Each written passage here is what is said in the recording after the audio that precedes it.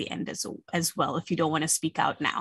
Okay, so I'm sure you all are aware that David and I at the department are your communication tutors, and we are focusing on helping you to basically brush up your communication skills whenever you're writing your final report or any report, so to speak, for this project. Okay, so each of you are assigned a communication tutor. Okay, so it's either going to be David or it's going to be me. And you should have this information in hand already. So do check the website as to who is your communication tutor. So you at least know who to basically get in touch with if you have any questions before you need to submit your final paper. Okay, so like you can see on the screen over here, you can pretty much reach out to us on email, very responsive. And so we're happy to answer you via email at any given time. If you'd like to meet in person, you can also keep an appointment with us, and we'll be more than happy to come onto campus and have a meet with you there as well. We do have our space there as well. So in addition to email, we can also meet on Zoom, and also we can meet in person. Okay, so as you know, with your writing part of your FYP, there are 2 mandatory meetings that you are required to attend with your group. So that's around November timeframe and around Feb-March timeframe, so about now. So once your progress report is due, you can always meet with us so we can give you feedback as to how you can further improve your work for your final report. Okay, but don't limit yourselves, or don't just wait yourself to meet us at these given times. Like we've mentioned time after time, you can reach out to us at any given time via email as well.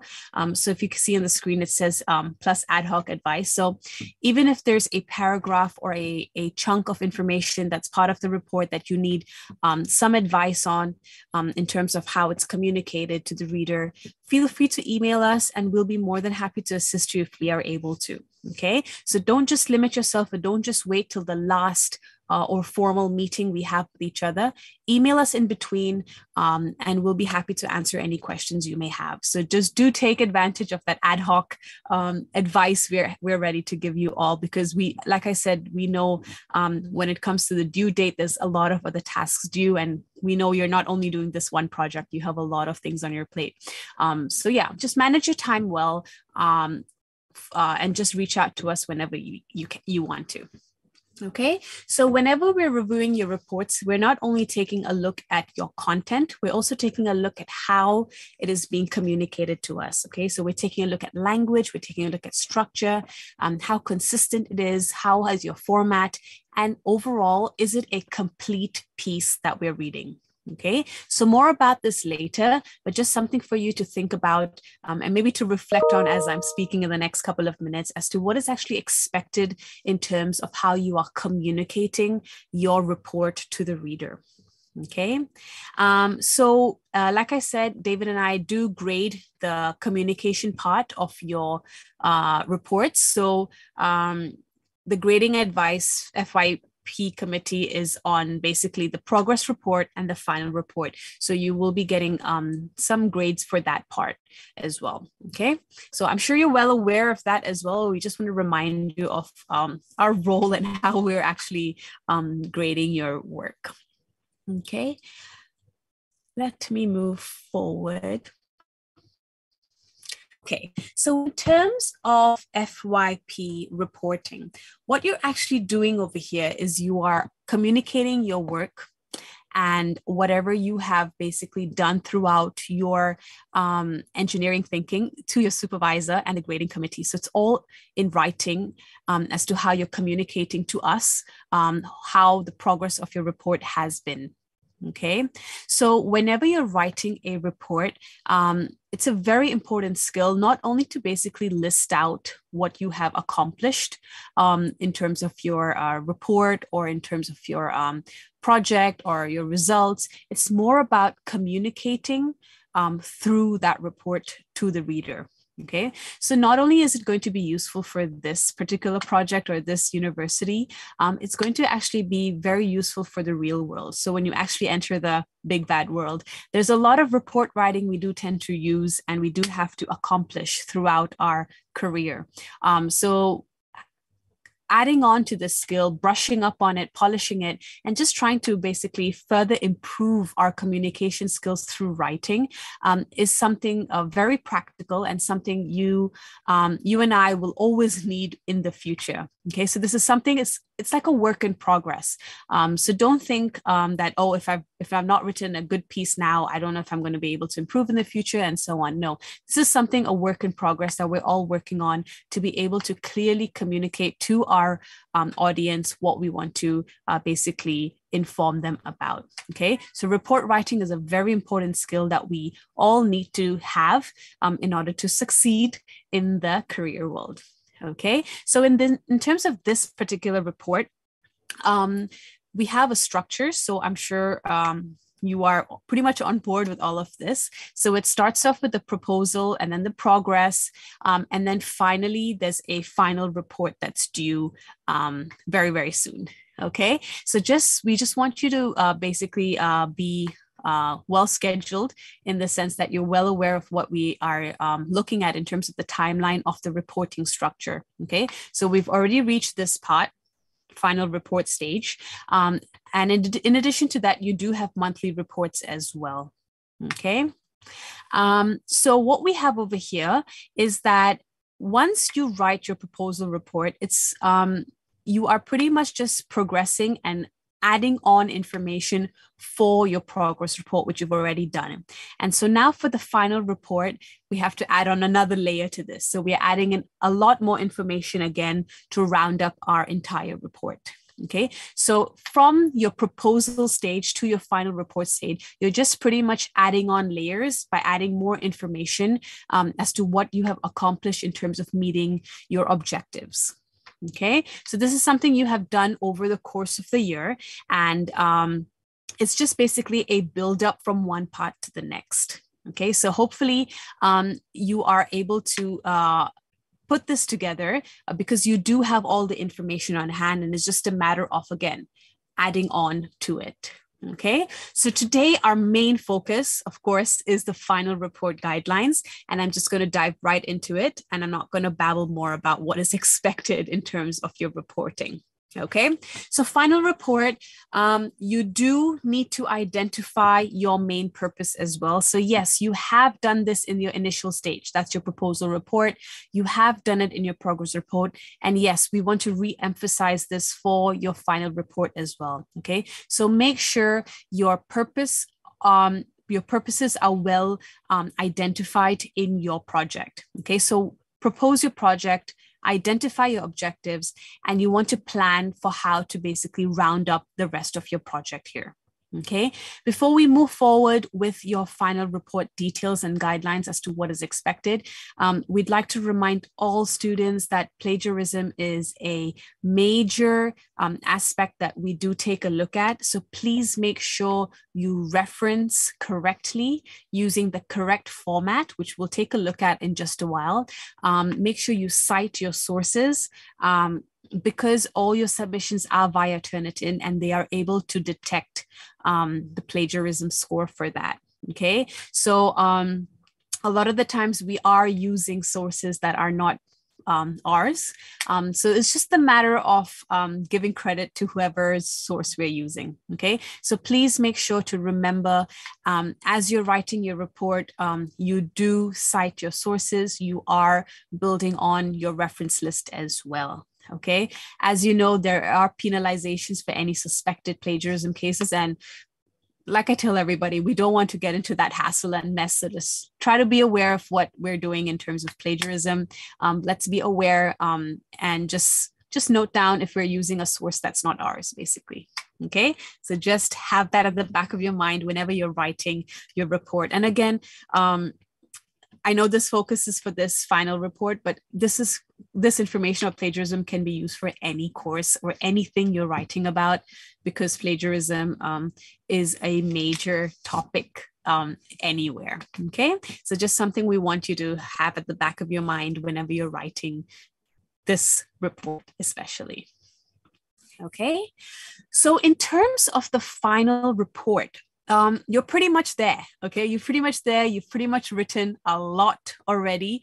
You have accomplished pretty much everything. Okay, it's just the final stage, and this is where you are rounding up your entire report, and that's why it's the final report. Okay, so in terms of report outline, yes, you do have the cover page as you've had throughout your entire report phases, and your table of contents. Now, in addition to your table of contents, you can take a look at the slide over here, and in the following slides, anything in red is something that you need to add on into your progress report. Okay, so whatever is added in red color over here makes up for what you need to add on to your progress report. This is your final report then. Okay, so for your final report, you need to add an abstract. All right. I will talk about all of these sections in depth in just the next slides, but I just want to give you a heads up as to what is added on for the report outline. Okay, so abstract, and we'll talk about that in a while. Your section 1 remains the same. That's the introduction part. And this is where you talk about your background and engineering problems. You outlined all your objectives and your objective statements. And you also mentioned your literature review. Okay, so this stays as is, and not much changes made there unless you have been advised by your supervisor or your communication tutor. Okay, so in terms of the content, nothing to add or remove there. Next part, methodology, section 2. Okay, so you do have an overview, and you also have an objective statement execution. Now with your section 2, we have added another section, and that's the evaluation and discussion. Okay, so this is where you need to evaluate your objective and your objective statement execution, and we'll talk about that in a while. Right, we've added another section, and that's the conclusion. All right, followed by that, you have references and appendices. Now, under appendices, you're going to have a variety of appendix. Okay, so we have Appendix A, which is a final project schedule, Appendix B, which is the budget, Appendix C, D, E, and so on. Okay, now if you notice in your progress report, your final project schedule and your budget was part of the report. Okay, now the difference is for your final report, it's not part of your main report anymore. This is something we have added onto your appendices. So just bear that in mind when we are fixing the sections for our report. Okay, so more about that in a short while, but this is basically the overall outline of what is expected in terms of the different sections your report is going to consist of for your final paper. Okay, so first things first, cover page and contents page. As we know, you need to have all these details on it. That's the title, your project ID number, the number of authors, the names, the date of report. And one thing I want to highlight is please make sure you continue to list your main objectives and objective statements. A lot of the time, some students remove it for the final report, but please leave it there for what is expected in the cover page. Okay, the next thing is the table of contents. So please make sure you use sections and subsections to organize your different parts of the content. Okay, so please make sure you include headings, subheadings, third level subheadings very accurately, and tally it well with the correct page numbers. Okay, so please make sure you use decimal point numbering or whatever you find suitable for your paper. Okay, but at the end of the day, just make sure it's clearly organized. Your subheadings and headings are correct, and most importantly, it is matched to the correct page number. Okay, so please make sure all these little details that may seem or sound very minor, it actually has a huge impact on the overall piece. Okay, so all these little things actually make up for your entire report. Now, in addition to all these, please make sure you have a page where you mention your list of figures, okay? And followed by that, you're going to need another page which has a list of tables. All right. Now you're probably wondering what these two pages are. So let me just share with you a document that will give you a better idea of what I'm talking about. Just let me open it up.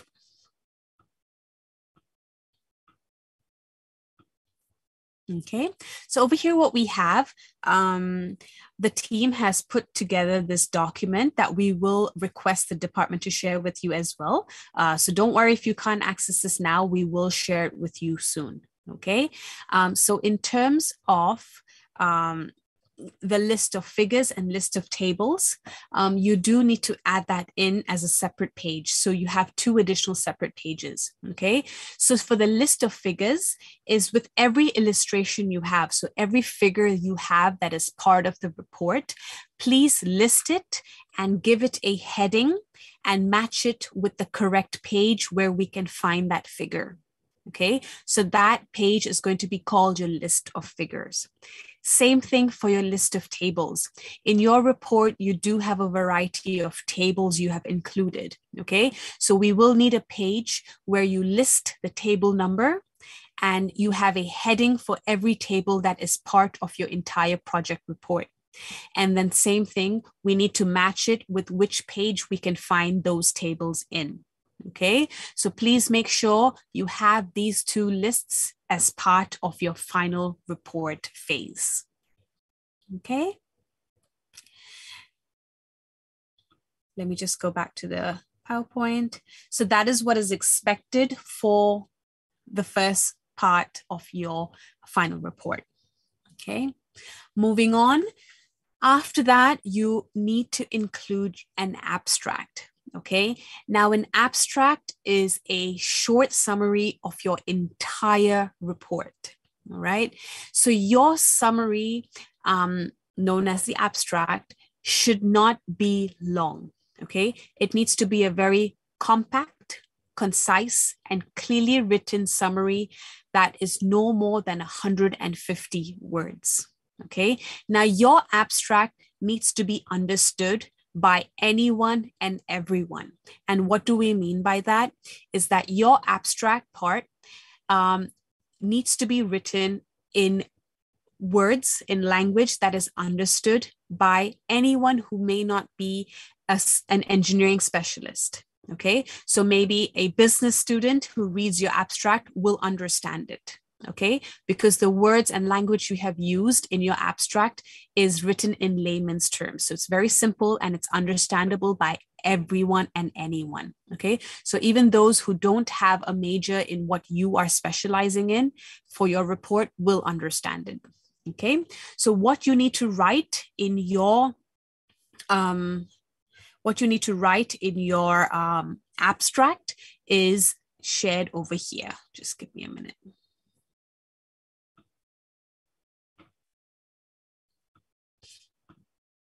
Okay, so if we can see my screen over here, we have over here in your summary, that's your abstract, you need to write what you did. All right, so in terms of what you did, you need to give a concise description of your engineering problem that you have discovered as part of this project. Okay, after that, you want to mention why you did it. So what was your motive for taking on or for solving this problem? All right. Next, you want to talk about is how you basically tackled this problem. Okay, so how you did it. What was your method? And finally, your results and any conclusions drawn from these results. Okay. This again needs to be included as part of your abstract. Now you're probably thinking, so much I need to write in 150 words. Yes. So you need to actually think about how you're going to phrase it and make sure you pretty much just mention the main points that the reader would want to know or extract from reading the abstract. Okay, before I move forward, just for your knowledge, a lot of the times when people are reading papers, the first thing they tend to take a look at is the abstract, and that gives them an overview of your entire project. Okay, so make sure your abstract is well written, because it's the main section that a lot of people take a look at before reading the entire report thoroughly. Okay, so just something to bear in mind when you're writing your abstract. Okay, any questions so far? Okay, I hope I'm clear. Like I said, if you have any questions, do interrupt me at any given time. If not, I will move forward. Okay, so the first part of your final report remains the same. You have the following sections. You have your background and engineering problem, along with your objectives, as well as your literature review. Okay, now, one thing I just want you to remember is if you've got any feedback from your supervisor or your communication tutor regarding your introduction, do work on it, because your introduction part poses as the first part people read after your abstract. Okay, so if someone is interested to read your report after reading your abstract, the next thing they take a look at is your introduction. So your introduction needs to be strong. Okay, you need to make sure you clearly identify the problem, you clearly outline your objectives, your targets, and you also clearly mention your literature review in terms of the background information. Okay, think of your introduction as a way in which you're kind of capturing your audience's attention. So this is where you basically are trying to include and incorporate all the needful information in terms of letting your audience know what your engineering problem is and what you're trying to solve. So basically, by reading your introduction or by reading your first part of your report, they have a good understanding of where this report is directing towards. Okay, so make it strong. Next thing is your methodology. Okay, so this is where all the description comes into place. Okay, so you have the overview, you have your system description, which you've pretty much done already or you're working on, where you talk about the overview of the system. And then you have a block diagram and you have a components list, as well as your ECE knowledge. Okay, so I'm just going to just briefly go through these sections just so you can kind of go back to your report and see whether you actually have these in place or not. Okay, so in terms of the system description, make sure you have the overview of the systems. Give detailed information about all the components you have used as well. Okay, now whenever you're explaining anything in part of your as part of your report, as you make a point, make sure you justify them and explain them well. Okay, so after mentioning a point, make sure you explain it so the reader knows the intention behind making that point. So what is the point you're trying to make? Okay, explain it well and try to be objective when you are explaining as well. Okay, in terms of the block diagram, this is more of a visualization aspect of the report. So your block diagram is to basically give a visual review of the system description. Okay, so with any diagram, any figure, any table you have as part of your report, please make sure to label them, give it a number, and don't just leave it there. Make sure you give a short description or a caption to that diagram, the figure, the table, so at least the reader knows what that table, that block diagram, that figure is referring to. Okay.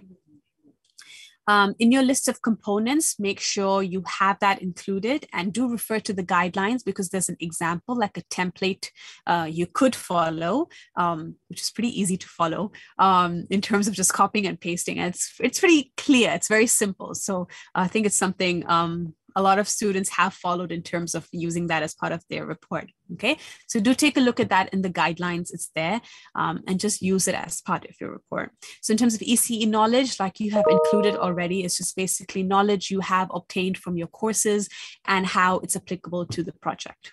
Okay. Now, for the second part of your methodology section, you have the objective statement execution, where you are basically addressing the objective statement. Okay, so you have at least 3 at least 3 mentioned in your reports. Okay, so make sure you address them thoroughly, give it an appropriate heading, and do make sure you break down your tasks specifically. What do I mean by that? Is whenever you have a task that has been accomplished, identify the task, mention who has it been taken place by. So was it a group, was it individually led, and who led it? Okay, describe the task in detail and whether the task was completed or not. Now, if a task is yet to be completed or is pending, that's fine. Just mention it as part of your report, right? In your report, okay? So don't think that if it's not completed, I shouldn't include it, okay? Include it, and if it's still pending, just mention it and describe that correctly in your report, okay? Now, what we're adding on to your final report is your main objective evaluation and discussion. Okay, so this is where you're taking a look at your methodology section as a whole. You're evaluating this part as a whole. Okay, so has your objective been met and have you solved the problem? Okay, so think about the problem you have identified in your introduction and reflected back on this part. With all the work you have done to tackle the problem, have you solved it? Yes or no? How and how not? Okay. Restate and re-emphasize your main objective and then summarize your main results. Okay. Now, not every project is successful. So do mention all the advantages, all the disadvantages, all the challenges you may have faced throughout your project as well. Okay, so summarize your main results and finally assess it at the end. Okay, so this is where we are including the evaluation and discussion part of your final report. Okay. After that, we have a conclusion. So just like any essay or just like any report or any project, there is a final part, and that's the conclusion. Okay. So like if you remember a couple of minutes ago, I said your introduction needs to be strong. So does your conclusion. And why do I say that? Is because your introduction and your conclusion are basically hand in hand. Right? Your conclusion needs to match with what was mentioned in your introduction. So your conclusion pretty much rounds up and summarizes and brings a close to your entire report. So again, mention what the project objectives were. What were the methodologies used? And what were the main results? If there are any future works that you do intend to incorporate in your report, mention it as well. Okay, so your conclusion shouldn't be really, really long, but it shouldn't be really, really short either. It should be a good length in the sense that you are covering the objectives, the methodology used, most importantly, what were the main results extracted from it. Okay. Any questions on that? Okay, if not, I'm just going to talk about the final report appendices. All right, so like I mentioned, there's a bit of moving of sections here and there. So now your final project schedule, that's your Gantt chart, and your budget is now part of your appendices. Okay, so do put that under Appendix A and Appendix B respectively, as you can see on the screen. Now your meeting minutes you have included in your progress report. So do continue to update that part, because I'm sure in your groups, you do continue to have meetings, and I'm sure someone is taking minutes for that as well. Okay, so do continue to update that in your appendix, and do also include your group members' contributions in Appendix D. Okay, followed by that in Appendix E, if there are any deviations from the proposal and progress report, do mention if there's any. Okay, and if there's anything else, so for example, you don't have space to include it in your the main part of your report, or if there's additional information that you're referring to, but it's not part of your main report, that's fine. Throw it in your appendices. Okay, whatever information that you're unable to put in your main part of the report, but it's relevant or it's something you want to share as part of your report, do include it in your appendices. Okay, this is what the appendices is part of. All right, so you can have a lot of them, and you can just put them in the last part of your final report. Okay. Before I share with you my last slide for today, I just want to show you the guidelines that we will be sharing with you very soon. So whatever I spoke about today is on this one document. Okay, so you will get your hands on it very soon. As you can see, everything that's required for your final report is mentioned over here in red color. So in your own time, if you'd like to review what I spoke about or review this document in your own time or within your groups, all parts in red is what is basically added on for your final report phase. Okay, so you can see over here to make sure to update all the information as you go along, and do mention it in your final report. Okay, so you can see over here, I've pretty much summarized what is shared in terms of what is expected. Okay, and we have basically a guideline over here. You can see how the tables are included, and there's a lot of basically hints in terms of getting you forward with how to write your guidelines accurately. Okay. Just a quick swap back to my slide. As you know, you need to reference, like I mentioned, anything that you're using that's from an outside source. So make sure the format you use for referencing is IEEE. Do follow that method because that is what is required. Okay. Do make sure you do add things in your appendices that are not part of your main report, and if you have information to share, do throw it in at the end. It's not going to harm your report. It might just give a little more information and a better insight as to how you have basically carried out your project.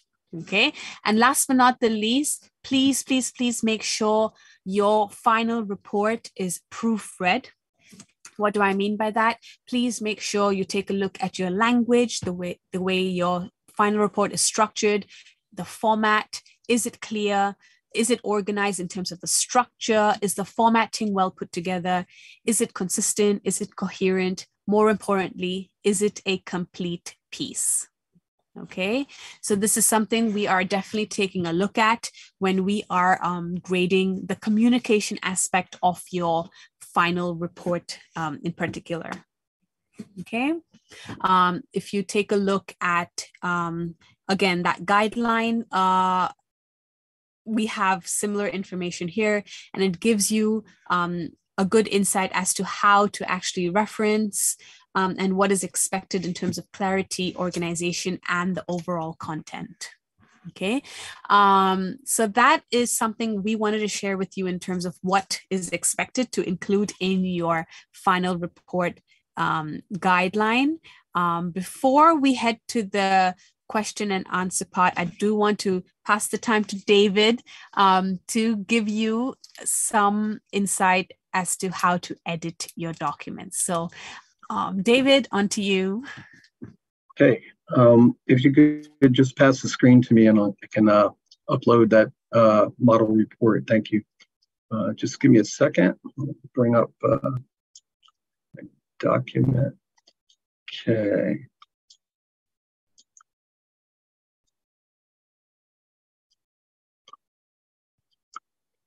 So,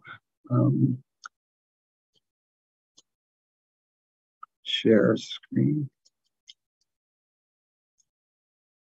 Okay. All right, Chanel, can you see this? You can see the report, right? No? Yeah, okay. I can see it, yeah. Okay, great, thanks. 1 second.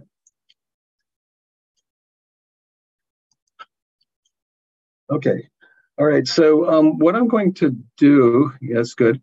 If you notice, this is just a Word document, but when I correct all your reports, and look for grammar, spelling, and general content construction, I convert everything to Word. I don't know what Chanelli does, but I found of the reviewing software, the best one is this. If you look at my cursor is visible, right?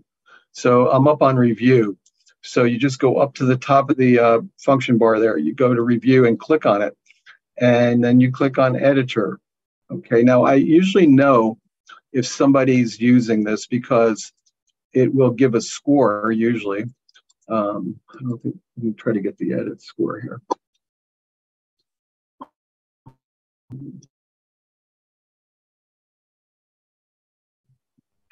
Enter, come back in. Doesn't want to give me a score right now. So right now, it's not giving me a percentage, but we can go back to that. So if you look over on the right of your screen, you can see it's checking the document and looking for spelling errors. Now, this is a model report that is near perfect. Oh, no, there it is. Okay, so you can see the percentage. So it's giving you a percentage of all these parameters that it checks for. So I think a lot of students in the past, last year, were using Grammarly, which I don't think it provides this kind of thoroughness in checking a document. This will save you a lot. Well, it saves us a lot of time, but in your grade, if we're grading, these are things we're grading on. So it will be a very good tool to make use of before you hand the report over to us, before you and before your supervisor. So when it's uploaded for the final report, you have a proofread document that's corrected by Word. So this review function, remember, it's up on the top of the toolbar here, and you can switch back and forth. You can go to home. So what we end up doing is clicking on review, and I usually start with spelling. So then it's going to go through the whole document and indicate where I have to go here. So it's automatic. Now I just put some incorrect text into the document so you can see. I don't want to leave my name in there, but you can ignore these suggestions. These are only suggestions. Don't think that this is going to be perfect if you get 100%, because you're writing a scientific document, and nothing's really capable of checking that at this point, to my knowledge. So either the grammar could be off because of what you're trying to describe, or the spelling could even be off. So frequently with engineering terms, I'm going to check it myself online to make sure that the engineering terms that you're using are correct according to the information available. So first I would go through the whole document. Now this procedure, if you follow this on your draft, could take a few hours if you do it correctly. So then you could go along and just correct everything, and then when you hand over the document, it might show some students have had who've done this check. I can tell they have a 100% score. Some students could have a 40% score. Now, I know that our grading is 10% of your grade is for the progress report and 10% for the final report.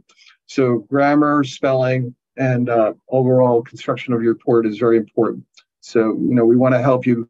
This is a tool that last year, I know a lot of students didn't know about it, and the students I've met with so far this year didn't use it. So please take advantage of it. It's easy. Just convert it to Word, and then if you're using some other kind of software to construct your document, just put the text back in a document. It'll really make your document better. Okay, so then you see that on this document, even though this is a perfect report, they have 99 plus possible grammar errors, which is, again, it's going to go through the document. So if a potential error, keep going through the document like that, so ignore it. Now this is I believe it's an A+ report that was posted online that we're going to share with you. And we're going to ask the university to put it online so you can access it, or the other students that didn't attend tonight could just go and download it. So then it has acronyms and clarity, conciseness, formality. So all these categories I generally use. So I don't want anything left. I want them all checked off by the time I get through this document. It's to me, I use it in the university, and I use it when I'm writing other documents for my other work, and it's very good. But like I said, even though it's my native language, sometimes it will say a suggestion that I don't agree with.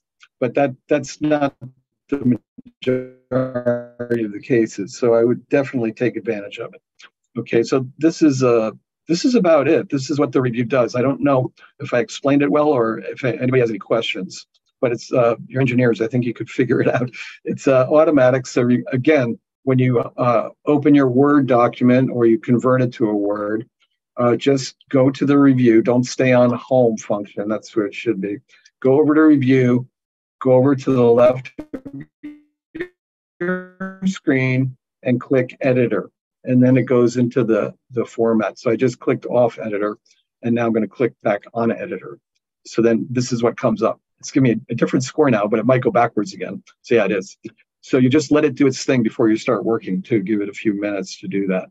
Sometimes I'm in a race to do when I have a lot of work, but I want to give it a few minutes.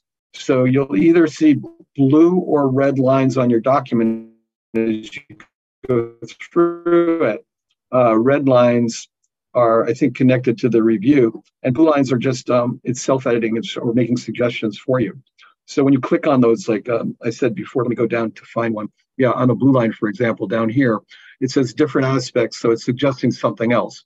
Various aspects, distinct aspects, several aspects, or you can ignore it. If you like what you said, you say different aspects. So once you ignore it, it just takes away the reminder to look at it away. Okay, but the red is when it goes through and checks everything and looking for potential errors. Okay, so this is what it is. So I'm not going to go over the model report, but it's just just is actually just a pretty much a mirror image of what Shanelli reviewed before I started speaking. But when you get a copy of it, you can see how it turned out, basically. So Shanelli, is there anything I'm missing from the review function, do you think? No, I think that's super useful. In fact, I'm glad, like, at least we got to see how to use it. And I agree with you. I think it's something we don't have to agree to it all the time. But right. It's at least advising us, and it gives us basically a broader perspective into how to basically phrase a lot of things. And it helps us a lot. It's very useful. And just like David, I use it as well. I use it with all my reports. And it's very, very useful. I agree. Yeah, I mean, it gives us less work, but that's fine with us. If we want to see some reports come through and somebody's used it, I can tell, and they get 100%, and I basically have almost no work to do if they've used it and they've paid attention to the outline from the university to how they want reports. So it's very good. I recommend it. Absolutely. So that's it for me. Unless anybody wants to ask anything on this or questions for us. I have nothing else to say about this one. I don't know of any other software that's better. Somebody should create a scientific in English a checker. I don't see one yet. Yeah. Your Word document sometimes get messed up with all the formulas, the engineering formulas, but I just ignore that because that's not what I'm checking anyway, and just do the text. Make sure that's correct. Mm-hmm. Yeah, I do. Okay. I do also convert my documents to Microsoft. I do get PDF. Right. I do tend to, unless it's a very simple document, then I do kind of proofread it on my own and just go through some screening. But generally, with formal reports, I do convert them to Word. So I am able to use this. It's just basically to use this review function, to be honest. So my point being is that it's a good tool to use in short, you know? Yeah, I recommend that all the groups do this before they send it to us if they're asking us to proofread it before we're grading it. If they're asking us for ad hoc advice, just an add-on session, a Zoom, or just sending us a document to look at, which they can do, please use this before you send it to us, because it's much easier for us to look at. And we won't make any mistake on helping you before you submit it for a grade. And your grading will be better, obviously. So, yeah. Okay. Thanks, David. So I just wanted to, Sure. before we just conclude today, I just wanted to share with them the schedule. Okay. So I just, before we just conclude today, I just wanted to share with you guys that if you go onto the FYP schedule over here, you have basically everything is over here in terms of the timeline. So do kind of tally your schedule with this to see what is due when.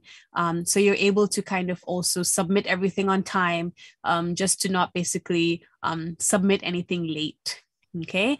And so just as David said that we are more than happy to help you on ad hoc basis. So in addition to all the formal meetings we will be having to discuss the reports, do reach out to us if you do have any questions, to check anything as you're writing your report, and we're more than happy to help you if we're able to in our time frame. Does anyone have any questions for us? We have a couple of minutes. And if you have any questions, please voice out, put it on the chat, or if you'd like to stay behind, we can also answer any questions you may have. If not, David, if it's good for me to say, if not, then have a nice weekend. Yes. Everybody have a good time. Have a nice weekend and enjoy writing your final report in the days to come, and just make sure to submit it on time. All right. Okay. So David and I will be here until until 7-ish. So if you have any questions, do stay back. If not, we'll speak to you soon. We'll speak soon within our groups.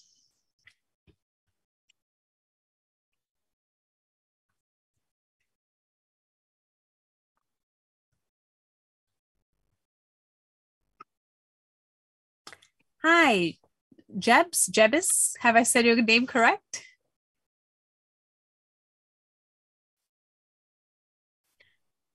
Okay.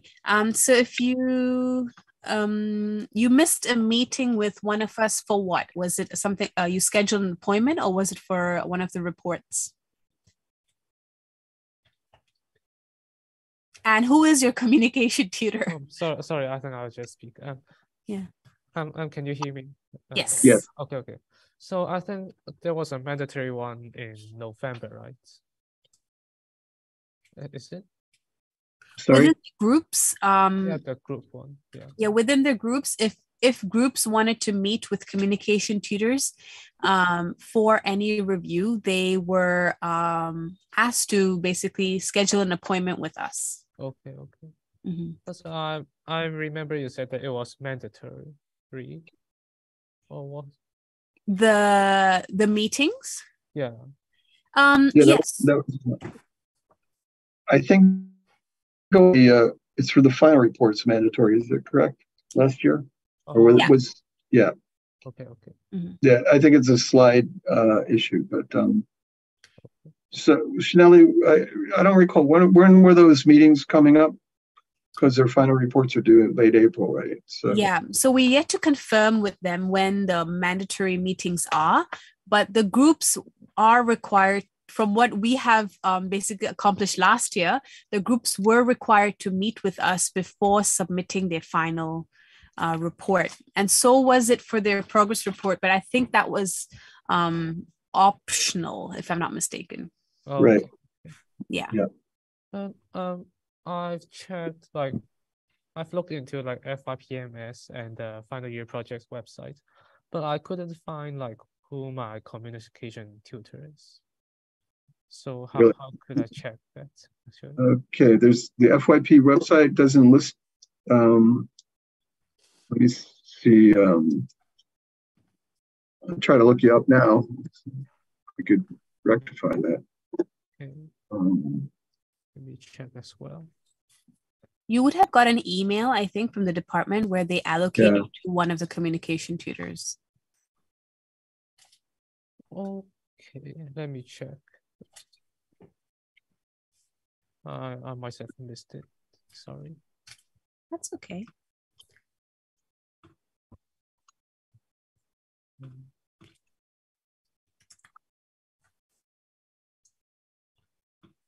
Okay, so I'm able to pull that up. Here. You have a group number, right? What would be your, yeah, I need the group number. I can check right away if it's mine. Starts with the what letter? I'll type it out. Sure. Wait, hold on.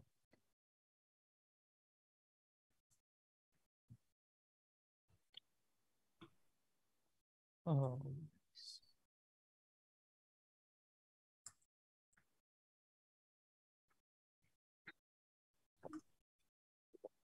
So I'm your communication tutor. Oh. Okay, you found Shonali. Okay. It's me. All right. Yeah. So any questions you can ask me. If you want to shift to David, you can. Okay. Can they? I don't. Oh, for question they can. Yeah, for any questions they can. Yeah. I guess if David is available and free, and if he's willing to help. But I'm marking yours. Oh, yeah, Shonali's probably ask her. No, you can, but yeah. I'm happy to. Hope that answers your question. Yeah. Right. All right. Thank you. Thank you. Okay. Any other questions? So Nicole wrote on the chat. Nicole. Yes, so the schedule for meeting the communication tutors has not been shared with you from what we understand. So we will check with the department whether this is mandatory yet, because for the last project it was. So we'll check on that, and we will ask the department to send you an email whether to meet with the communications is a mandatory process you need to go through. Yeah. Right? We can do it by Zoom or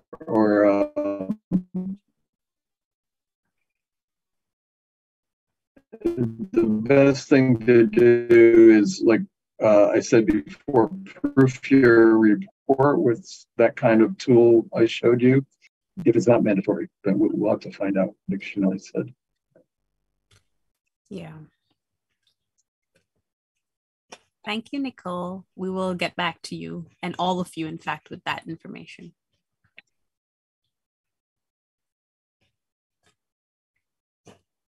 Okay.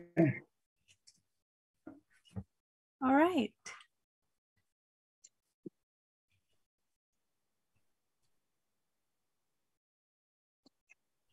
Okay, so I think that's that. For those of you who have stayed back, if you have any questions, feel free to email us as well, and we can just always answer your questions from there.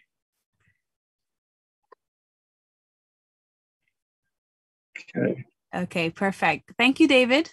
Thank you. Thank you, Shonali. Right. Thank you, everybody. Have a nice weekend, and we'll be in touch soon. Yeah. Take care. Okay, bye. Bye-bye.